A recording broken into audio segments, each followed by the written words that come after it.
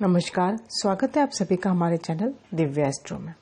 आज मैं आपको भाद्रपद शुक्ल सप्तमी को, जिसे कि संतान सप्तमी कहते हैं, उसकी व्रत कथा सुनाऊंगी।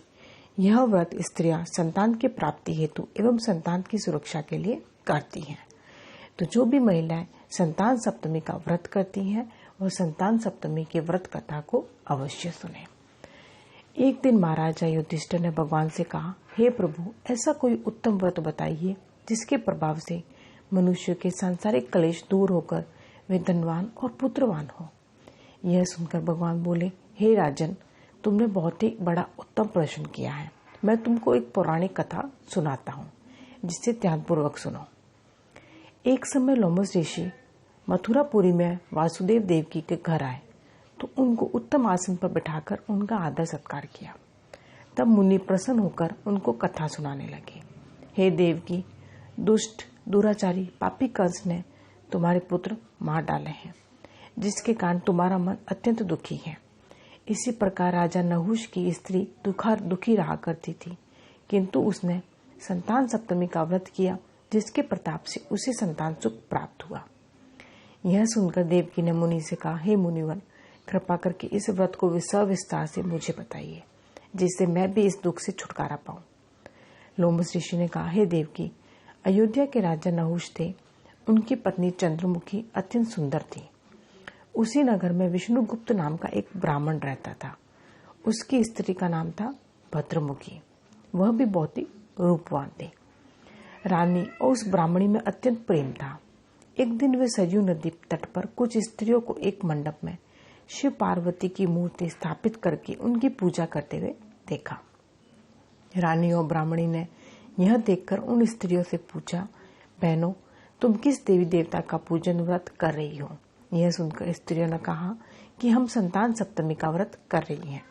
यह सुनकर रानी और ब्राह्मणी ने भी व्रत के करने का संकल्प लिया और वापस घर लौट आई।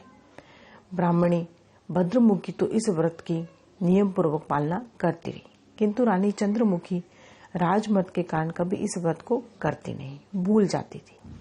कुछ समय बाद वो दोनों मर गई।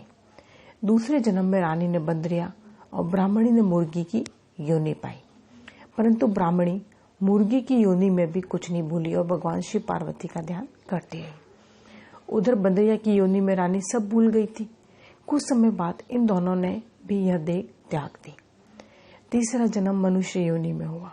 ब्राह्मणी ने तो एक ब्राह्मण के यहाँ कन्या के रूप में जन्म लिया और रानी फिर से एक राजा की रानी बन गई। उस ब्राह्मण कन्या का नाम भूषण देवी रखा गया और विवाह योग्य होने पर उसका विवाह अग्निभोज नामक ब्राह्मण से कर दिया। भूषण देवी के अति सुशील स्वभाव वाले 8 पुत्र पैदा हुए। यह सब शिवजी के व्रत का फल था। दूसरी ओर शिवजी की पूजा से विमुख निसंतान रानी दुखी रहने लगी। रानी और ब्राह्मणी में जो प्रेम पूर्व जन्म में था, वह अब भी बना रहा। रानी जब वृद्धावस्था को प्राप्त होने लगी, तब उसके गूंगा, बहरा, बुद्धिहीन और अल्प आयु वाला एक पुत्र हुआ। वह पुत्र केवल 9 वर्ष की आयु में ही संसार छोड़ के चला गया। अब तो रानी पुत्र शोक में बहुत ही दुखी और व्याकुल रहने लगी। देवलोक से भूषण देवी ब्राह्मणी रानी के यहाँ सब पुत्रों को लेकर एक दिन पहुंची। रानी ब्राह्मणी के इस वैभव और 8 पुत्रों को देखकर उससे मन ही मन में ईर्ष्या करने लगी। उस ब्राह्मणी ने रानी का दुख दूर करने के लिए अपने 8 पुत्र रानी के पास छोड़ दिए। रानी ने पापवश उन ब्राह्मण पुत्रों को लड्डू में जहर मिलाकर खिला दिया, परंतु भगवान शिव की कृपा से एक भी ना मरा। जब भूषण देवी भगवान की पूजा सेवा से निवृत्त होकर वहां आई तो रानी ने उनसे कहा, मैंने तेरे पुत्रों को मारने के लिए लड्डू में विष मिलाकर खिला दिया, लेकिन तेरे पुत्रों में से एक भी पुत्र नहीं मरा। तूने ऐसा कौन सा दान पुण्य व्रत किया है जिसके कारण तेरे पुत्र भी नहीं मरे और तू नित्य नए सुख भोग रही है?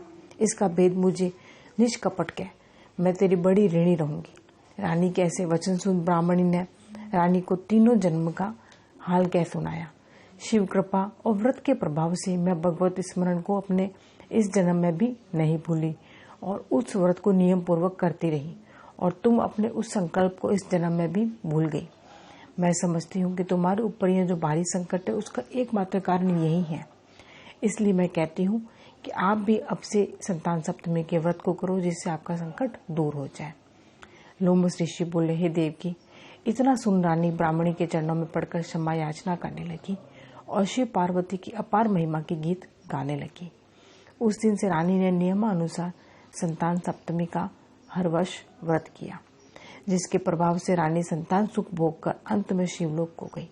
हे देवकी, भगवान शिव के व्रत का ऐसा प्रभाव है कि जो पथ भ्रष्ट मनुष्य है वह भी अपने पथ पर अग्रसर हो जाता है और अंत में ऐश्वर्य भोग कर मोक्ष को पाता है।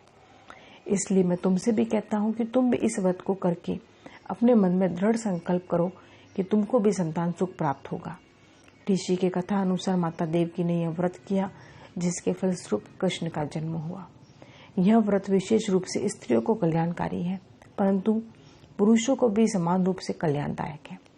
यह संतान सुख देने वाला और पापों को नाशक उत्तम व्रत है, जिसे स्वयं करे और दूसरों से भी करवाए। जो नियम पूर्वक इस व्रत को करके भगवान शिव पार्वती को सच्चे मन से आराधना करता है, वह अंत में शिवलोक को प्राप्त होता है। कथा कहने वाले और सुनने वाले सबका भगवान भला करे। यदि आपको मेरी यह कथा पसंद आई हो तो आप इसे लाइक जरूर करें, साथ ही साथ इसे ज़्यादा से ज़्यादा शेयर भी करें। और यदि आप मेरे चैनल पर पहली बार आए हैं तो मेरे चैनल को सब्सक्राइब कर लें, साथ ही बेल आइकन को भी प्रेस कर दें। मैं अपने चैनल पर इसी प्रकार की जानकारी लाती रहती हूँ जो कि आपके लिए उपयोगी होगी। धन्यवाद।